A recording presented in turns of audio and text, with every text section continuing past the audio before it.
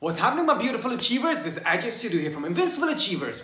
What are the secrets for starting anything or restarting? Now, I'm a master at this. I would actually classify myself as a master. I've got a qualification for restarting over and over again. But the reason why I keep restarting over and over again is because I'm an entrepreneur. I see potential in another field, so I restart. I've got a shelf life of 5 years. I have discovered many secrets as I went from the gym industry to the property industry, from property industry to the legal fields, from the legal fields to the architectural fields, from the architectural fields, went into the nursery fields. Even in my martial arts career, once I became a black belt in anyone that's followed me, once I became a black belt in Taekwondo, I got kicked in the stomach by one of my best friends, Lee Adams. At that time, I didn't know who he was, and he thought I was a show-off. I was on the floor, crunched over. I had to restart in a different martial arts. From that martial arts, I went into Brazilian Jiu-Jitsu, and now it's the UFC stuff, all-round mixed martial arts that I do here on Monday. I've discovered a few secrets as I was going through this entire process. I've discovered there's actually 3 main things that we need to focus on as we move from one area or to the next, or even if we're focused on one. And now this is the key, guys. What you want to do is focus on one area. Unless you're an entrepreneur and you can see areas where there's potential to solve problems, then by all means, jump from one side to another. However, if you are enjoying something, have passion for something, and you want to stick with something, how do you get started? Where do you get started? So what you want to do is figure out the one big key thing in your life or your list. Now, everybody makes a list. Everyone always says, make a list, to-do list, to-do list. Now, these to-do lists are great. I used to do them. I've even got an app called, I don't know what it's called. It's one of those ones that you swipe off. However, I've got 500 to-dos on there. It doesn't really work. Why? It actually demotivates me. The reason why it doesn't work is because we automatically prioritize the most important things.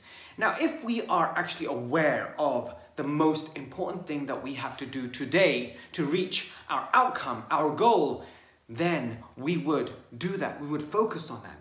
However, sometimes that one thing is the most boring thing. It's the most tedious thing. It's the most time-consuming thing. However, what you need to think about is, would I reach my outcome faster by doing that? The answer, if it is the big one thing that you need to do, the big domino that will knock over all the other dominoes, the answer is usually yes. So now, what I do is I always focus on what's the big domino of today. What's the one big thing I need to do? And once I've stricken that one thing off, I feel great. I've achieved my big thing of today. And usually it's focused on what can make the most money when it's in business, when it's with my children, what it can create the best memories with my children, when it's with my wife, my partner. It's how I can be the most loving, what activity can I do that could be the most loving and showing that I care. And it just might be on that day just cleaning the kitchen for her, just showing that I care. The one big thing in every single area of your life, even the health. People go to the gym, they pick up massive weights over and over again, and after 8 to 16 weeks, they're doing the same routine because they've got stuck in the routine, because it's become comfortable. When you start off a routine, when you start off any exercise in the gym, anyone who exercises will know this. The first week is always the hardest week, and then it gets easier and easier. And as it gets easier and easier, you start seeing results. But after about week 10 to 12, everyone can see the results. You've got your results. Whatever you wanted to do, get bulked up, get leaned up, whatever it is, because you've been doing consistently and thinking about the main things that you need to do in the gym, you've got the result. But what happens then? It plateaus. Your body gets used to it. The results don't show up. That's when personal trainers would advise, you got to change it. The routine, you got to change it. That's the same thing. You need to know the one thing that you need to do. And in that, after 16 weeks, 10 to 16 weeks, you need to change the routine. That's the main one thing. But that's the same thing here. So basically, number one, figure out the one main thing that you need to do today. What's the big one thing? Do that first. Do that first. Because in the morning, you have the most energy. I always thought that I was the only one that had the most creativity, the most energy, the most focus in the morning time. Whereas I used to see people doing it at nighttime, working hard. Yeah, you got to figure out which side you are on. Are you a morning person or an evening person? Which area are you best? What time are you working at your best?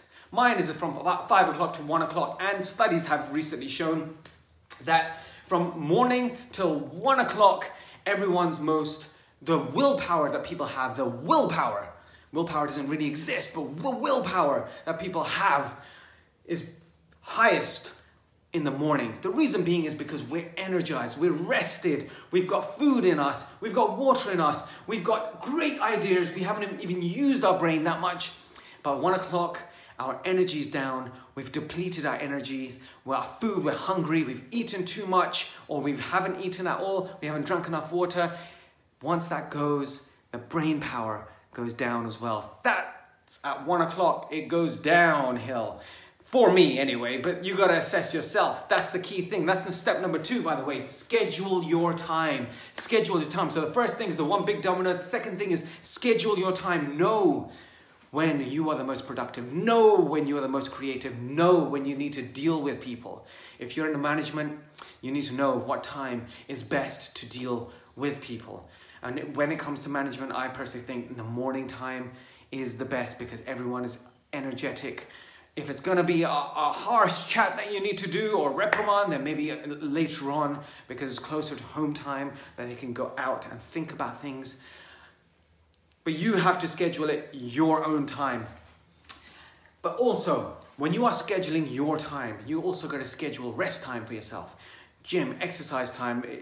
Exercise time for me is my recharge. That's my sun for like Superman goes to the sun to recharge. This is my energy here. Other people might be just chatting with their friends or reading a book or watching a movie. Whatever it is, schedule your time and make sure you do it. Because if somebody comes and hijacks that time from you, then what will suffer is the next day. You will suffer the next day because that way you haven't recharged. But another key thing when it comes to scheduling time is learn how to say no. One of the biggest, hardest things that some people tend to have is to say no. When someone asks you to do something, by all means help out, be there, add value, keep adding value to people's lives. But sometimes when it comes to somebody just coming in to say, oh, can you do this for me because they're lazy? Then the answer is no. Have you tried it? What have you done?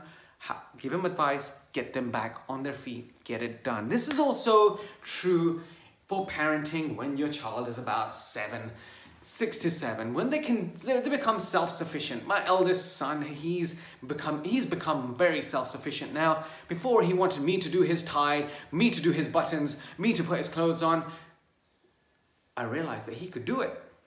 And then he had to do it because all of a sudden my hands would go numb. Oh dear, I can't do anything. Oh, I'll just quickly guide you. Do the buttons, do the tie. The tie around, the rabbit goes around the tree, and as it's going around the tree, the second time it jumps through a hole and down his burrow. Bam! He was the first one to learn how to do the tie in his class. They can do it if you give them the chance. Okay, so number 1 is the big domino. Number 2 is schedule your time and make sure you know when to say no. But number three is make sure you also take a day off. Now, when we have this to-do list, when we're achievers, the downside of being an achiever is we constantly step out of the comfort zone, which is cool because we're growing. But sometimes what happens is we jump out of the comfort zone so far that we do become slightly overwhelmed or it gets a bit too much. And then we can't see what the one thing is. We can't say no because it's getting too much. What do? Now, I learned this final part, and the third part from my martial arts. When I'm training, when I'm sparring, when I got my gloves on, my heart's racing. I'm facing an opponent. I'm about to go into a fight. and I'm gonna get hit. I don't want to get hit. I don't like getting hit. I don't like being thrown on the floor. I don't like being choked out. But I go. But I never go full out right at the beginning. Why not? Because I know myself. When I'm backed into a corner, when I'm taken to the ground, when I'm being punched, something happens, and it happens to everyone. When you're pushed, what happens? Do you push back or do you curl up into a ball? If you curl up into a ball, then this method is not for you. But if you push back when someone's pushing at you, then this method is the best one for productivity. If it gets too much for you, take a day off. Now, that doesn't mean giving up. That does not mean giving up. It means take a day off. You're taking a day off at your own terms, on your own terms. Once you've taken a day off, what happens? It piles up even more. You're backed in a corner. Your survival mode kicks in. And all of a sudden, when survival mode kicks in, that's when you can figure out the one big thing. And it usually is one or two big things that will destroy the rest of the things that you need to do. And the only way you're able to figure that out is with taking that one day off. But you need to know when to take that day off. And you also need to know if you are pushed, do you push back or do you curl up into a ball? Now, if you're curled up into a ball, then don't do this method, because then you will just curl up in a ball and just rest and maybe go to sleep and stay asleep for the next week or so. You've got to know yourself. That's the key. Know yourself when you want to be productive. But also, momentum. When momentum's built up, don't stop. Don't stop. The hardest thing for me, from going from one industry to the next, from going from one martial arts to the next, from doing things and then stopping, one of the hardest things that an entrepreneur has to do is stop momentum. When we build up momentum, we build up a huge momentum. And it's just like pushing a car. If anyone's pushed a car, if the handbrake, you put the handbrake down, you start pushing it. The first part that you do is so hard, but then you start moving and the car starts rolling with you. It builds up energy. As it builds up energy, you can do more and you can push, and all of a sudden you start jogging and you think, wow, this is cool. I'm the Incredible Hulk. Boom. What's happened? You just built up momentum. Once you built up momentum, you can carry on doing more. But that's when you got to know. You do take a break, cool, take a day off. But that's when, the only reason why you're doing taking that day off is to find out the one big thing, the main thing, the big domino that will knock all the rest of the dominoes down. But if you decide that you're going to stop, then that momentum is like stopping pushing. You stop pushing the car. If you stop pushing the car, what happens? You have to start again. Carry on doing what you're doing. Carry on moving forward. Don't stop. Even if it means just reading one thing a day, just reading an article, picking up a book, doing a course, doing one module of the course. Sometimes when I'm doing a course, I don't get time to sit down and focus on the course. But right at the end of the day, I know one of the modules might be 10 minutes. I say, I'm going to do it. Open the laptop, do it. Yes, it's probably unproductive, but it's momentum. It's momentum. So guys, just think about that, the 3 parts. Figure out the one big thing that you have to do today that will knock down everything else, the big domino. The second thing that you want to do is schedule your time. Know when to say no, but schedule your most creative time, the time that you're most productive, the time when you're the most efficient, and the time when you need the rest to recharge. You know yourself. Assess. Take about 5 days and assess yourself, because you'll be able to figure out. I figured it out. I'm the most creative from 5 o'clock in the morning till 1 o'clock. After 1 o'clock, I need to start learning. The stuff that's coming out of me has to stop coming out of me, because it just automatically stops, and I have to start putting stuff in. And also, after 1 o'clock, I like to go through my emails and start answering questions and speaking to the management team. That's how I do it. You got to figure out what you do. But also, take a day off if you need a day off. You need to assess yourself, but take a day off on your terms. Not, I can't do this anymore. Take a day off so you know the next day you're going to be so much more productive. Back yourself on purpose into a corner and push back. Because when you push back, your survival mode kicks in and you will figure out that one thing that you need to do that will destroy all the other things. Guys, keep adding value to people's lives, keep spreading the love, and just remember, we're one idea away from changing the future. Take care. Bye.